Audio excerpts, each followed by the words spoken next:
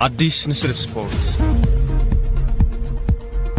የዛሬ የአዲስ ንስር ስፖርት እንግዳችን ቸርነት ተክሉ አበበ ይባላል።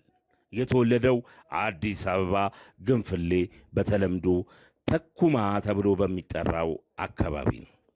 የአንደኛ ደረጃ ትምህርቱን በደጃዝማች ይልማ፣ ሁለተኛ ደረጃ ትምህርቱን በኮከበ ጽባ ትምህርት ቤቶች ተምሯል። በቀጣይነት በስፖርት ፍቅር በመሸነፉ እግር ኳስ ተጫዋች በመሆን አሳልፏል። በተጫዋችነት ዘመኑም በአገሪቱ ውስጥ አሉ ለሚባሉ ትላልቅ ክለቦች የመጫወትን ዕድል አግኝቷል። ለዋቢነትም አንጋፋው ቅዱስ ጊዮርጊስና የፊላንስ ፖሊስ ክለቦች ይጠቀሳሉ። የቸርነት የተጫዋችነት ዘመን በጉዳት ምክንያት አጭር ለመሆን ተገደደ። ይህንን ተከትሎ በግሉ ከፍተኛ ጥረት በማድረግ በታዳጊ ሕፃናት ፕሮጀክት አሰልጣኝነት ከኢትዮጵያ እስከ ምድረ አሜሪካ በታታሪነት በመስራት ላይ ይገኛል። ከእንግዳችን ጋር ያደረግነው ቆይታ ከዚህ እንደሚከተለው ቀርቧል። በታዳጊ የሕፃናት ፕሮጀክት ዙሪያ 3 አይነት አስተያየቶች ይደመጣሉ። አንደኛው በግል ይዞታ የሚተዳደሩ የታዳጊ ፕሮጀክት ስልጠና ውጤታማ አይደሉም፣ ስለዚህ አያስፈልጉም የሚሉ ወገኖች አሉ። ሁለተኛው በመንግስት አስተዳዳሪነት የሚመሩ የታዳጊ ፕሮጀክቶች ውጤታቸው አነስተኛና ዝቅተኛ ስለሆነ አስፈላጊ አይደሉም የሚሉ ወገኖች ሲኖሩ፣ በመጨረሻውና ሶስተኛው የማጠቃለያ ሐሳብ ላይ ደግሞ አጠቃላይ የታዳጊ ፕሮጀክት ስልጠና አስፈላጊ አይደለም የሚሉ ወገኖች አሉ። አንተ ከየትኛው ሐሳብ ጎን ትሰለፋለህ? ኦኬ፣ እኛ ኳስ ስንጀምር የበላዮቻችንን አይተን ማንም አልያዘ።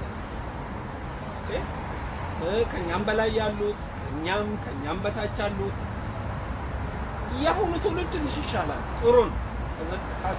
ከዘጠና በኋላ ያለው ትንሽ ይሻላል። ከዛ በፊት ያለው በራሱ ነው የመጣው። እኔ በራሴ ነው የመጣሁት፣ ግን ከላይ ያሉት ታላላቆቼ የሚያደርጉትን እያየው እነዚህ ያን ለማድረግ እየጣርኩ ነው በጥረት የወጣሁት። ገባ?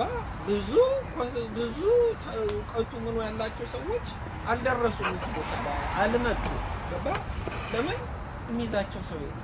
እኛ እያየን በጥረት ነው የመጣው። ከላይ ትልልቆቹ ጀምሮ እስከ አሁን እኛ እስካለንበት ከኛም በታች የተወሰነ አንዴ ደረጃ እንትን ገባ። እኛ በወቅቱ ፕሮጀክት ኖሮ ኦኬ ታቅፈን ቢሆን ኖሮ ዛሬ ኢትዮጵያ ኳስ እዚህ ጋር አይደርስ። ዛሬ ኢትዮጵያ ኳስ ይሄ የምታየዋል ገባ። እና ፕሮጀክት አያስፈልግም ብለው የሚሉ ሰዎች ካሉ በጣም ነው ማለት በቃ ምን አይነት ግንዛቤ እንዳላቸው አለ።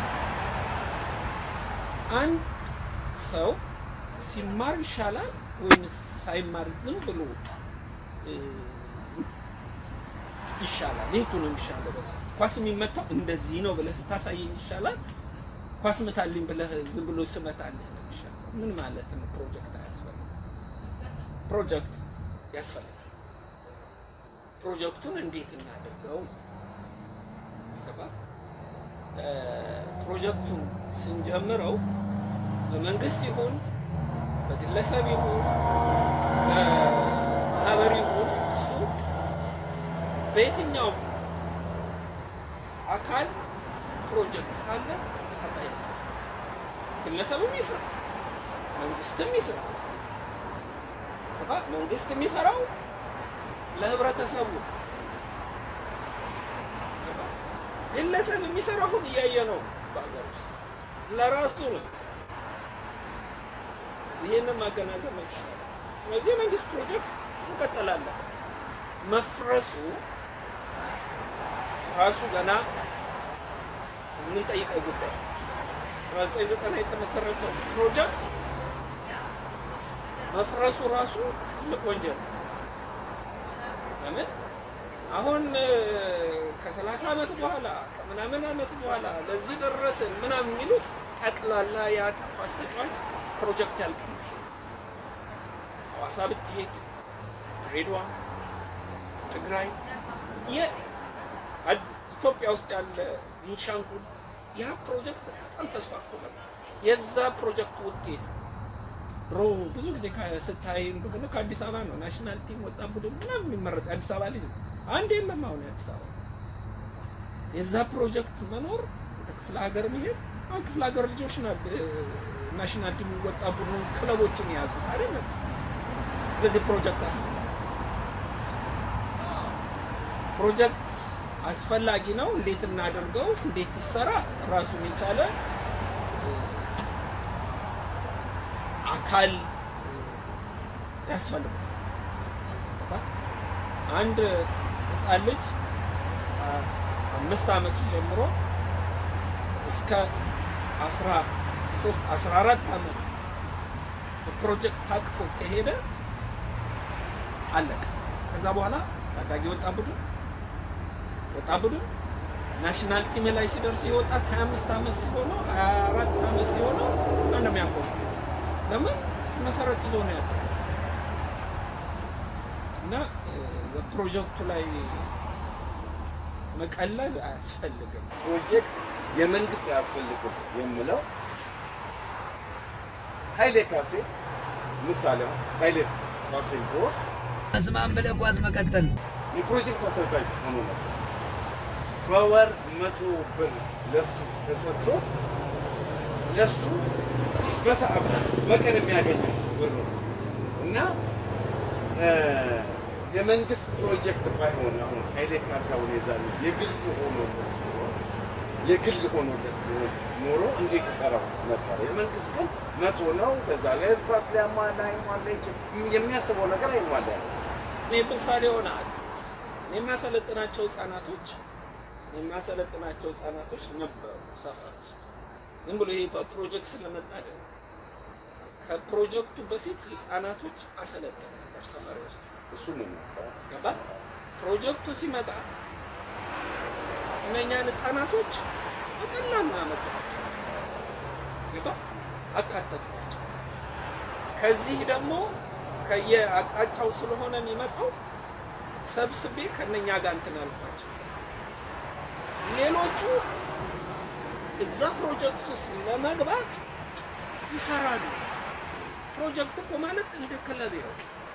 ገባ? እንደ ክለብ ነው። ለምን መሰለህ? ህፃናቶች ከዚህኛው ወደ ፕሮጀክቱ ለመምጣት ተግተው ይሰራል። ያኔ ፕሮጀክቱ ሲቋቋም ማአት ልጅ እያለቀሰብን ነው እንትን ያለው። ፈተናችን ምንድነው? ጃግሊንግ ማድረግ፣ ድሪብሊንግ ነው። እንደዛ ስናደርግ በዛ ወደቁ ልጆች ነበሩ።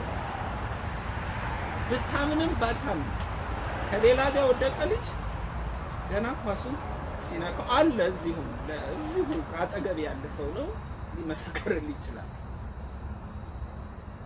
በቃ የወደቀበት ጃግሊንግ ስለሆነ ኳስ ባገኘ ቁጥር እኛ የኔት ፕሮጀክቶች እየሰሩ ኳስ ወደዛ ሲሄድ ኳሱን ሲያገኝ ይልቅ ያንቀበጣል፣ ይሞክራል ምናምን። ገባ? ለምን መውደቁ ቆጭቶታል። ስለዚህ ክለብ የሚጀምረው ከፕሮጀክት ነው። ገባ? ከዚህኛው ወደዚህኛው ለመምጣት ይረዳል። ለምንድን ነው ቢሲና የሚቋቋም ተስፋ ቡድን የሚቋቋም? ገባ? ከሲ ጀምራለህ ወደ ቢ ለመግባት እንድትጠር ነው አይደል? ከሲ ደግሞ ወደ ቢ ከቢ ወደ ኤ ለመሄድ ነው አይደል የምትጠራው? ስለዚህ ፕሮጀክት ምን ጉዳት ለምን ቢና ሲ አይቀርም? ዝም ብለህ ኤ አትመለመል። ገባ? ስለዚህ ፕሮጀክት ለአገሪቷ አስፈላጊ።